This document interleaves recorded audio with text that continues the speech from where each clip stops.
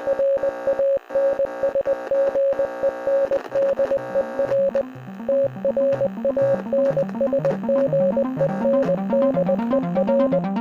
listening to Transmission on 4ZZZ, amplifying the trans and gender non-conforming voices of Brisbane and beyond.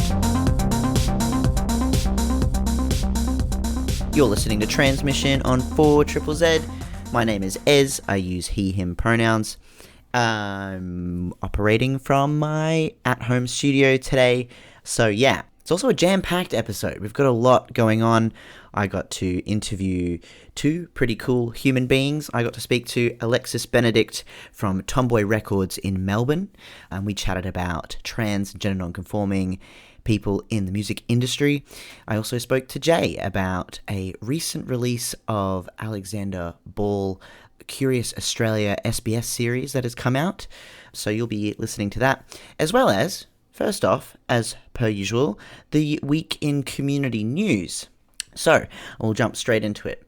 Let's start off with some events. So, this week in Paddington Skate Park on Saturday 20th from 1pm, Schema Collective have a free event going on. A free community event, day of music, skateboarding and art with musical performances by Deathweight 80, Monsters Up North, Zuko and Gay Recess, as well as skateboarding demos from the Extreme Skates team. This free community event is brought to you thanks to the collaboration, sponsorship and support of Kids Helpline Official, the Alcohol and Drug Foundation, Brisbane City Council, 4ZZZ, and Sea Shepherd Brisbane. We'll be there cleaning up the park before, during and after the event for Clean Up Australia. Feel free to join anytime throughout the day. So hopefully Transmission will also make a bit of an appearance. We'll hang out and clean up Australia as well. Then there's also on August 20th, which is also the same day, the Saturday, Nick Elaine Martin Trio are performing at Doobop Bar on Edward Street in the city. The band is breaking free. Time to shake off those cobwebs with ever smooth Daniel Cram on bass and a man full of pizzazz, Scott Burke on sticks. It also recommends that you bring your dancing shoes, so head on down for that one. Further into the future, on August 26th, which is a Friday, down at Wynn Lane in the Valley, Quiver has Moth Process, which is a monthly event. This month will be Queer Culture with a Q. Every month they offer sound and music exploration presented by Navi Karan and Levi Kohler. This is a free-to-access event. Welcome to the exploration of DJing for the purpose of intentional listening and community building. Come along, it's free and open to all ages. BYO cups for complimentary tea. So that sounds pretty cool as well. We're now going to move into the news. So, last week I mentioned that Trans and GNC Queenslanders, there is an update on changing your gender marker and birth certificates. I failed to follow through with updating you on that information, so I'll do that now. The state government's reforms to the Births, Deaths and Marriages Registration Act were expected last year, after years of campaigning by lots of different advocates and such. However, in November, the Attorney General conceded that there would be a delay up until 2022. So, just a bit of a follow-up what's going on there. The processed reforms include removing the current requirement forcing trans and gender diverse Queenslanders to undergo expensive and potentially inaccessible gender-affirming surgery before they can update sex markers on birth certificates. Many trans people can't access the surgeries for various financial, medical, faith, or personal reasons. Nearly every other state and territory has removed that requirement. On Wednesday, so that was last week, which would have been the 3rd of August, Shannon Fentiman was questioned by Greens MP Michael Berkman about the legislation's progress during an estates estimates hearing. Fentiman told the hearing that she hopes to introduce a bill in the next few months, citing some further feedback from the LGBTQIA+ stakeholders. And Fentiman says, "There is now an exposure draft of the bill where we are directly consulting with stakeholders. I hope to be able to introduce a bill in the next few months, certainly before the end of the year." So yay, I will be queuing up to change my birth marker because I'm pretty over it. So yeah, that's great news. That's exciting news. Hopefully it happens.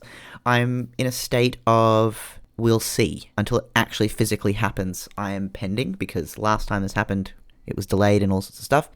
hopefully that comes true to fruition. In other news, Trans Health Research in Melbourne, the world's first study is being conducted to understand the impact of HRT on muscle strength and fitness in order to inform sporting policy guidelines internationally. You do not need to be fit and do not to be regularly exercised to participate. So if you are trans or GNC and would like to be involved, you can. We are recruiting trans people who are about to commence but haven't yet started full dose gender affirming hormones, testosterone or estrogen-based hormones. We are also recruiting people, trans and cis, who are not on any hormones as a comparison group. So bring a friend. We'll follow people over the first 12 months of gender-affirming hormones to monitor muscle strength, fitness, and power, based at either Heidelberg and Footscray in Victoria. Monitoring includes fitness testing, blood and muscle sample collections, and so on. If you are actually in those areas, or if you are interested or will be down there, you will be reimbursed for your time in participating as well.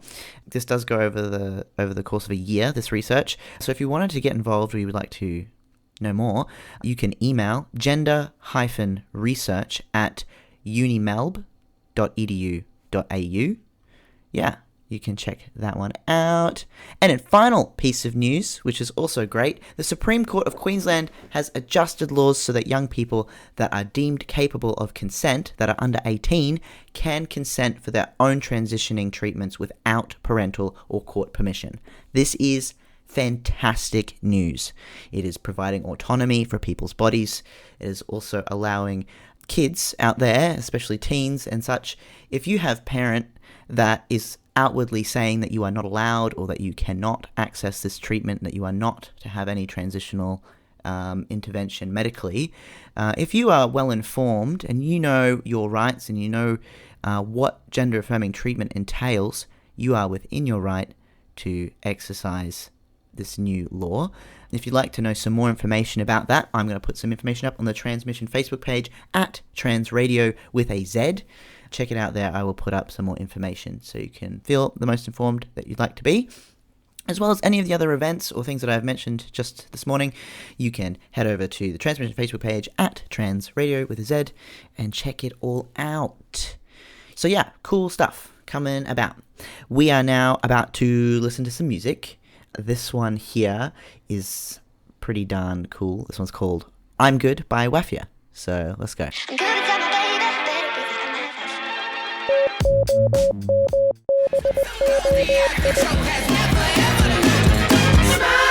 You were just listening there to Smile by Sheer Diamond. You're listening to Transmission on 4ZZZ. My name is Ez and I use he, him pronouns. Yes, Transmission. We're all about amplifying the trans and gender non-conforming voices of Meanjin. And today I am pre-recording the episode. However, I have also some discussions with some pretty cool people. This next person that I've been speaking to is from Tomboi Records in Melbourne. Alexis Benedict is a music producer and also runs a record label, all supporting LGBTQIA+ and trans and gender conforming artists. So without further ado, I will push play on our discussion.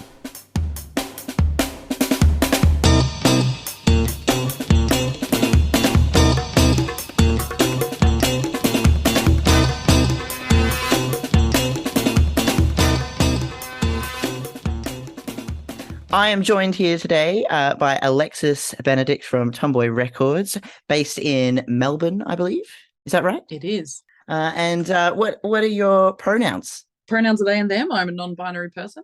And I believe you are also in a band? I do my own project, yes. So I do which is called Benedict, is my music name. Yeah, I've been doing that. I've been writing and recording and performing I've been in the industry for over 25 years, actually. I've been writing since I was 5 and kicked off performing about 15. It's been a journey.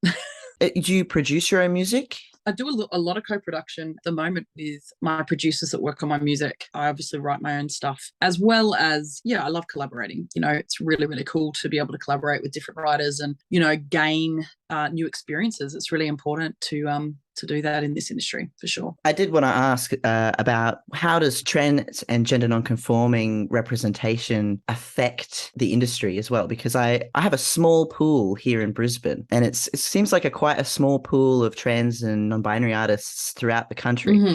I'm interested to know about their experiences in the industry and if you can elaborate on any of that. You know, as I said, I've been in the industry for 25 years and, you know, writing and recording and performing and growing up in the industry as a woman in the industry and then, you know, queer as well. It's been an interesting journey. You know, I mean, 10 years ago, if you said you were queer or gay or anything like that, they wouldn't work with you. Very different industry even 10 years ago. I think the movement with the LGBTQIA plus community now into the industry is a lot more forward and powerful. I do feel like there's a lot of artists coming up who just are becoming unafraid to speak their truth, which I think is deeply important for our community and for our creatives that, you know, do identify as that. A few years ago, I came out as non-binary and that was like another coming out. You know, I came out when I was 20 and now I'm 38, but 36. I was like, oh gosh, you know, like, 30, 35, 36, I really was going through that process and it's a full on time, you know, then have to explain it to the rest of the world and the people you're working with, you know. And so for me, it's been a journey. I think, you know, identifying as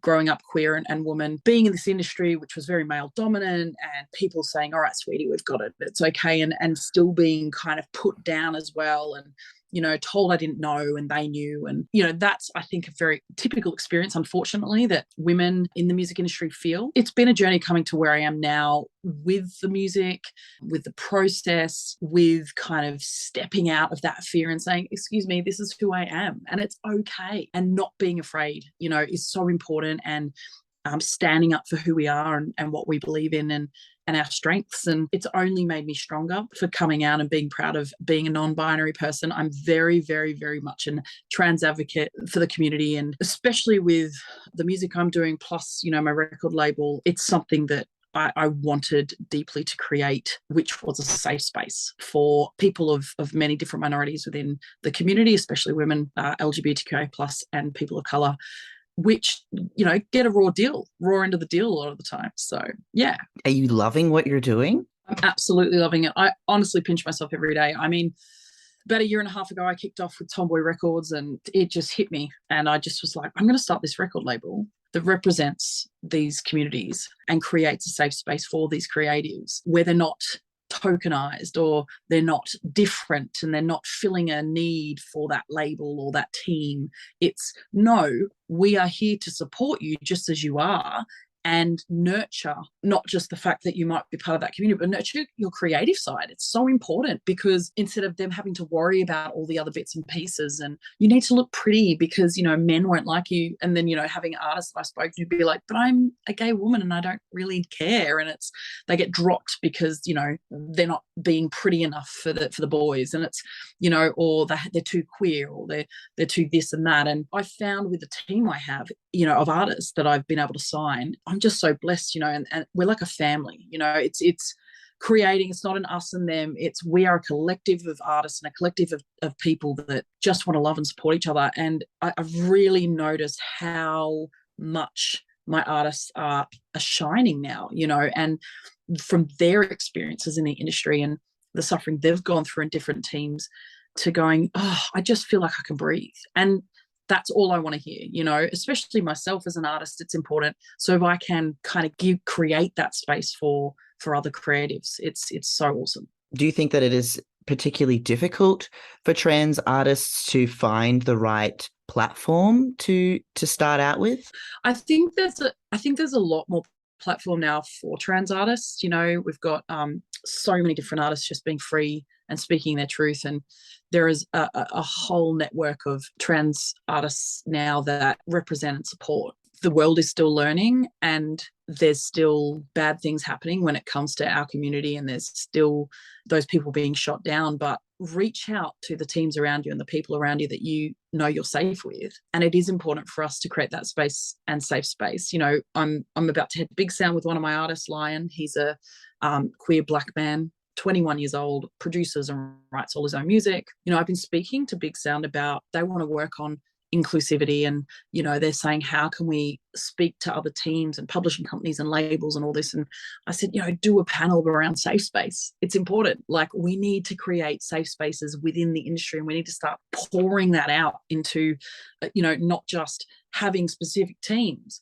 but implementing things into the industry in order for this to be across the board safe in general. There's no cracks. The time is now. We need to act now, because too many people have been hurt. There's too many victims of abuse and more in the industry. I don't think that just lends itself to just your straight white man. I think it lends itself to many people, because we're all people and we're all damaged in different ways. But it's important that even the LGBT community support their own, even the people of color support their own, and and women especially as well. And I've come across all toxic people from all communities. So it's important to go, no more. Let's start a standard that we can't lower on. And if you think you are an abuser, or you're a predator, or something in the industry, go and get help, because it's important that you're a better person as well. We want you to be better. So if you think you've done damage, go and sort it out. There's help out there, and there's people that can talk to you as well. So that's, I think, what we really want to push within this industry now, is challenging the people who have caused damage to be better, filtering it out, and then creating teams where there is a zero tolerance for anything anymore. And you're speaking at Big Sound on that panel, right? Yeah, so we're waiting on the finalization of that panel. There are going to be a couple of panels and teams that are going to be coming in discussing many different topics around this. And it's been amazing. It's the 21st year for Big Sound, and birthday for Big Sound, and they've been amazing. I actually think they said it's the first year it's an all women and plus one guy on the committee. Nice. And I'm like, winning. So this is a monumental time to start creating and stepping forward into a new space for the music industry. And Big Sound are really trying to get that across, and I just think it's awesome. We're in a space now where we have a new generation coming up who get to be what they want at school. I mean, speaking to some of the younger people, and they're like, oh yeah, we get taught about being trans or non-binary and it's okay. And I'm like, oh my gosh, I wish I had that when I was 15. That's so sad that I didn't have that. Yeah. But those younger communities understanding how hard we worked as well as an older generation to get that that fight on board and support. But joining together, I mean, I would even say 10 years ago, trans communities were not accepted in the LGBT community, so it's time for change everywhere, especially with music. I think trans artists are so important. There is a space for them. It's, I mean, Tomboy number one, like, we're all for that. And as long as you are speaking your truth and you are who you are, jump on board, or we'll help you out however we can, even if it's mentoring or discussing with other artists. We'll do that. If we don't have room on rosters and things like that, we've lost too many lives. We've lost way too many lives. Enough is enough. Like, the precious parts of those lives mean so much to me and so much to many in our communities. If we can start being advocates for these teams of artists and creatives, and create a space where it's like, it's okay to be you and speak out about whatever the hell you want to speak out about. That is your truth, and no one can tell you it's not your truth. If you had something you could say to a musician or an artist out there that is maybe closeted and not yet out, what do you think is the most powerful thing since coming out as an artist? I just think, honestly, if you're scared, if you're feeling overwhelmed, number one, write a song about it. I've written so many songs that have allowed me to process the pain, the suffering, the light, and the different shades that I've gone through. But don't be afraid. It might seem scary. Reach out to your communities. There's people out there that are exactly like you, and you're absolutely beautiful the way you are, and never change. And don't be afraid to speak your truth, because you know what? You're going to save a life. That is important across the world to me. That is so important, that you can be who you are and live your truth, and you were made this way and you're perfect. And that's what I want to say to you. If you are out there, listen to that and trust it and embrace it. Also know that our team, and there's other teams out there that are here to talk to you if you need. Someone said to me once, people say, oh, you're coming out. And it's like, I've always been this way. You're actually learning who I am. And it's important to know being born this way. We're not freaks, we're not weird. It's such a gift, and it's who you are, and it's so special. Like, I couldn't even think of being anything else, and it's just so powerful to be that, to step into a space where, especially when I'm up on stage and I'm performing and I'm speaking that truth through my music and through words, to get off stage and even to speak to one person where they're like, thank you for saying that. And you just don't know who you're going to connect with. And, music is a universal language, and it's life-changing. And I think if you can be that light to the nations, do it. Be that person. Thank you so much, Alexis, for joining me today and chatting about Tomboi Records and all your wonderful life advice. It's been fantastic. My pleasure. My absolute pleasure. Thanks for having me.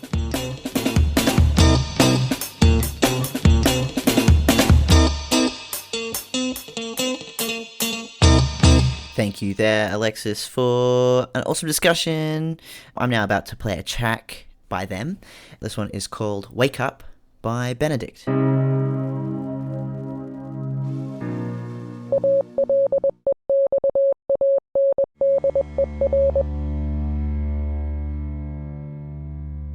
You were just listening there to Platonic Sex with Devil's Advocate. My name is Ez. You're listening to Transmission on 4ZZZ. I use he, him pronouns. Transmission is all about amplifying the trans and gender non-conforming voices of Meanjin.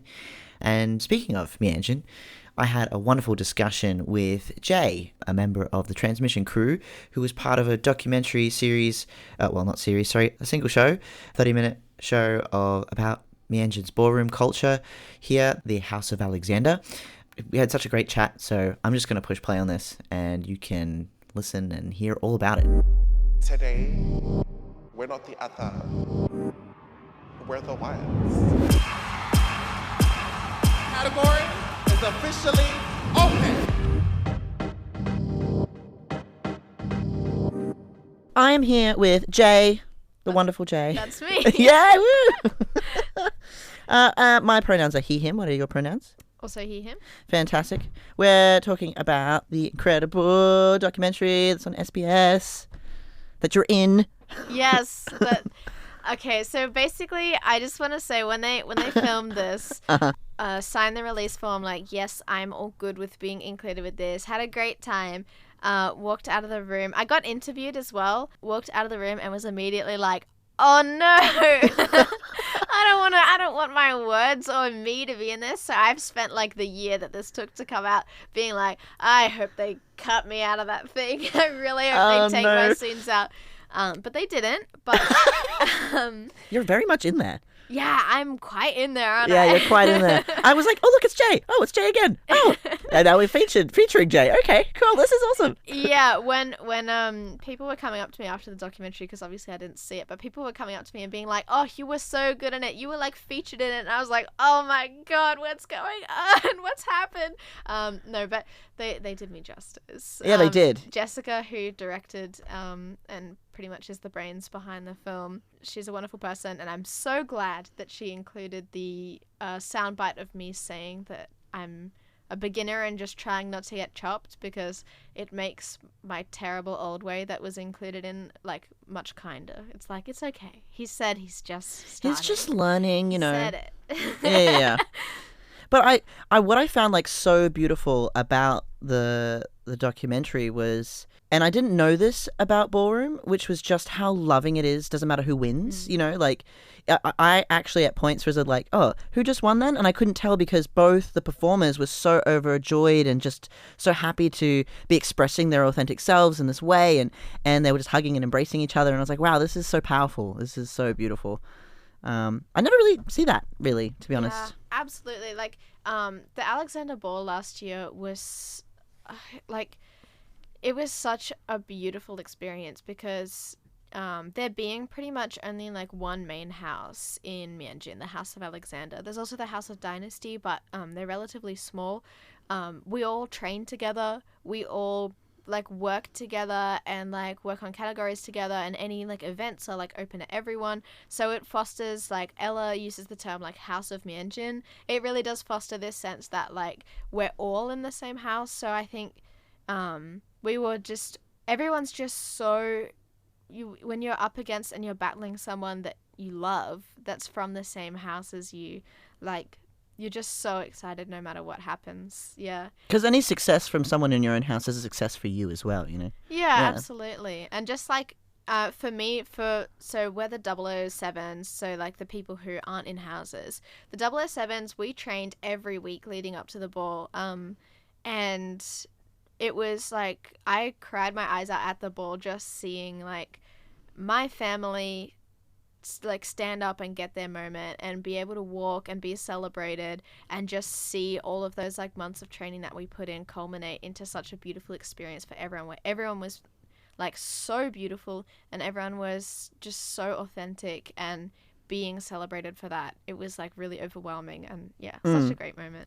Yeah, I wasn't involved in dance at all. Like, I never saw myself as a dancer. Like, I was such a nerd. Like, I am a nerd kid and whatever, but it was just after I saw actually the House of Alexander do a video that's like an introduction to the house, and after I saw that, I literally signed up to dance classes on that day because I was like, I don't know what I vaguely knew what it was, but I was like, I just need to find a way in. And yeah, but it's like, I don't know, I feel like there's a lot of emphasis on the performance side, but there's often less emphasis on the life around the performance, which I think the documentary does a really, really beautiful job of like dipping into. But there's so much, like, you have to do so much work in that space as well, on yourself and in community, to really be a part of it. And that's like looking after trans women and looking after just the community in general, like always having each other's back, always making sure everyone has a place to sleep,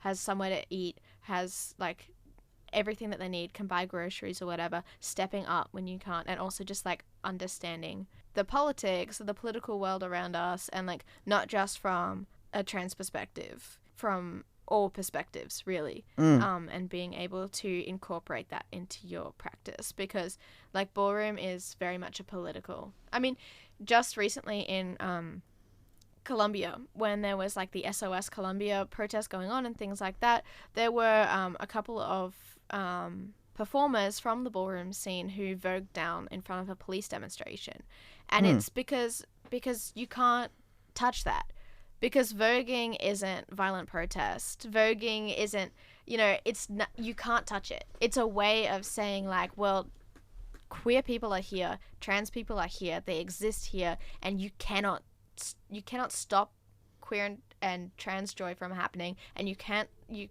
stop people from resisting, and you can't oppress us. Yeah, basically, it's such a So I feel like,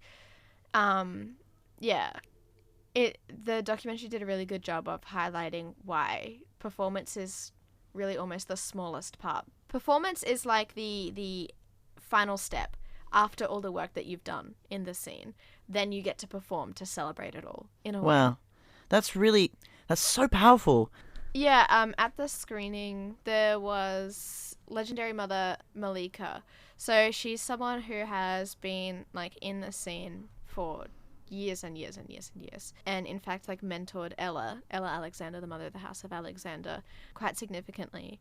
And she called myself and my friend over and just started, she talked to us about the documentary, like she recognized us from the documentary. She started sharing advice about being trans, but also stories from, you know, when she was growing up in the 80s as a young trans person, you know, and she shared a story of, you know, the trans women at that time helping her live out of home, helping her get on hormones and that sort of thing. And it was really overwhelming, because I think connection to trans ancestry is something that a lot of us don't get to have. It's like really rare and really precious, and it's something that I'd only ever glimpsed in Pose and in Tales of the City, which is a beautiful TV show with very good representation, but like the trans woman in that is played by a cis woman, so it's a great representation of trans history, but it's not authentic in the way that actually being able to sit down and talk to someone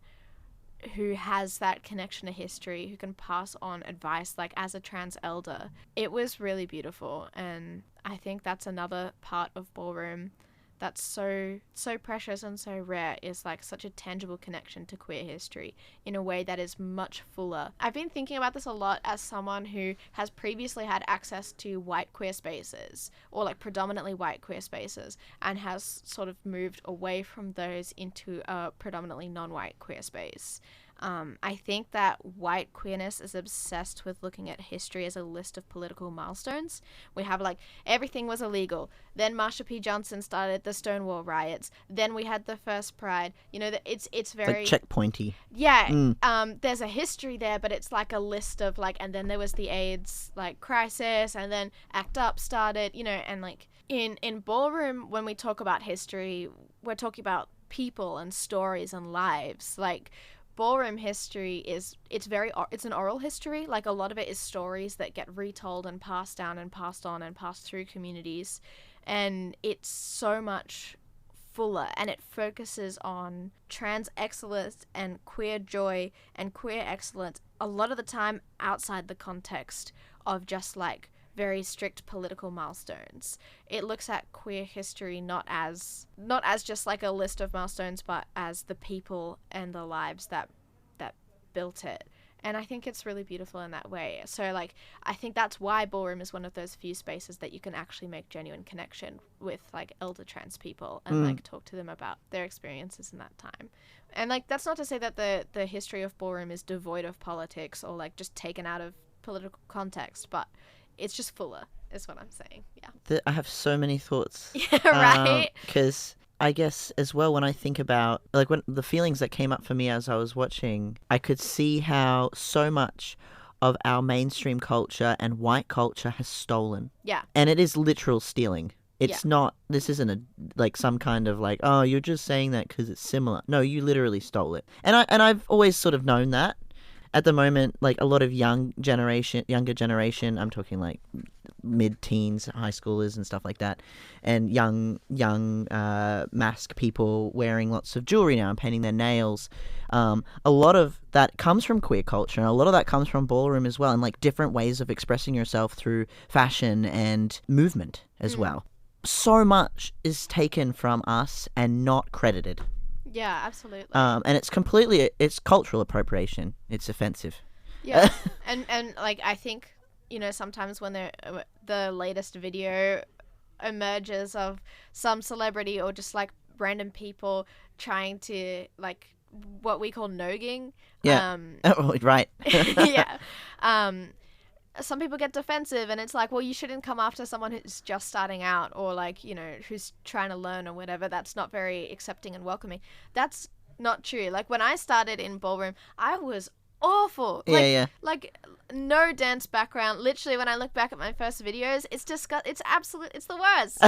But there's such a difference between coming from a place of wanting to immerse yourself in culture and history and learning and taking that on and then being terrible at performance. Yeah, right. Versus what we see, which is people taking... The reason why it looks so bad is not because they're new, but because they're trying to... They think it's like that's ballroom because they've stolen it. They've taken what they can grab from it without bringing any of the culture of history with it. And you can see that in performance, and you can see that in... And it's hard when those people who are predominantly white performers then get celebrated and put everywhere, and this like total misinterpretation of ballroom gets like, oh my god, yes, slay, you're doing so much for trans rights. And it's like, well, okay.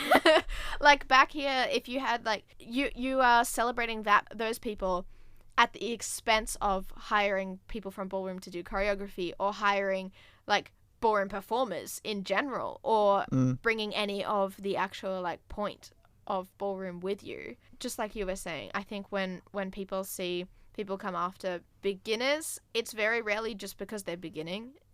If that's happening, it's because that they've, you know, we have people here in Australia who have like opened Vogue workshops, and they have no one in the community knows them. They've just like come out of nowhere and been like, well, I'm starting classes for voguing, and it's not having ballroom. No idea. Yeah.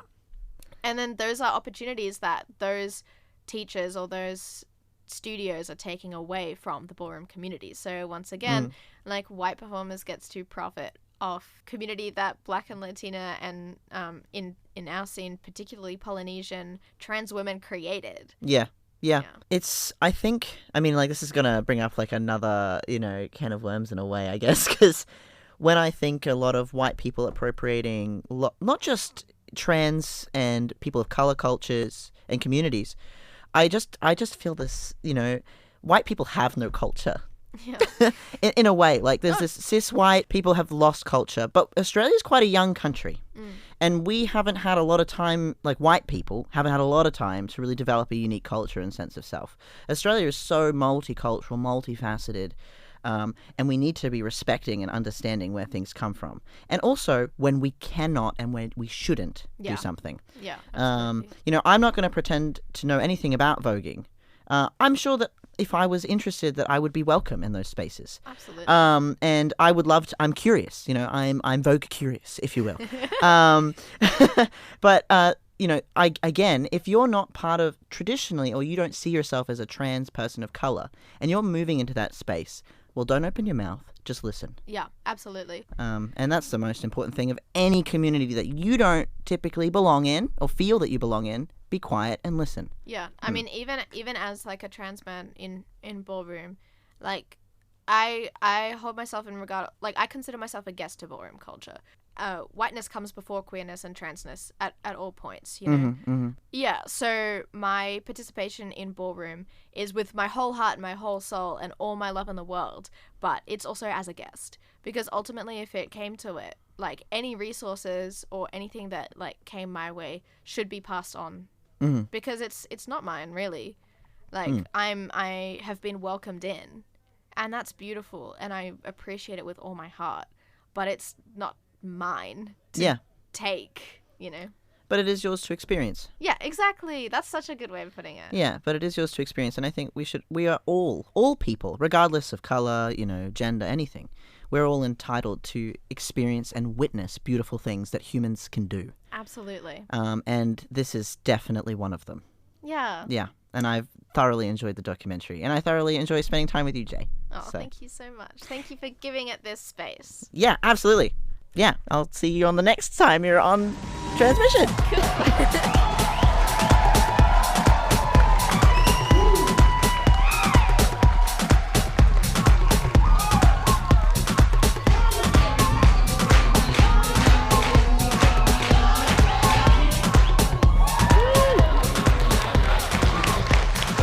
Of our appreciation.